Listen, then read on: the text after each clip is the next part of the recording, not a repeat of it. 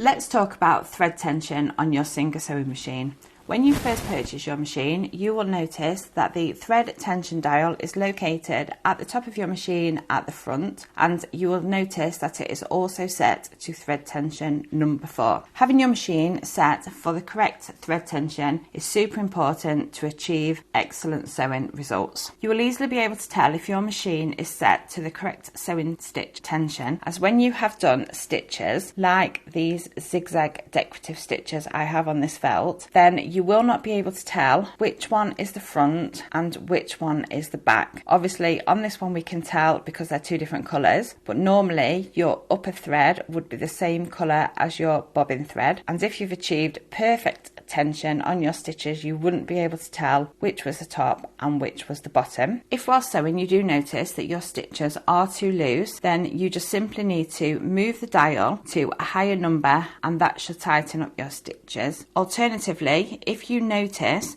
that your stitches are too tight whilst sewing, then you can move the dial to a lower number and that will give you looser stitches. That is very much dependent on the type of material you are using. We can see here on this example that the top stitches are super tight, and again on the back the stitches do look really tight. We can see that the stitches do look a little bit looser, so just by changing that dial slightly can make a difference. You do not need to do anything with the bobbin tension because the bobbin tension is set by the factory before you buy your machine. I hope you found this tutorial helpful. Please check out the other videos in my Singer Promise series, and I look forward to seeing you again soon.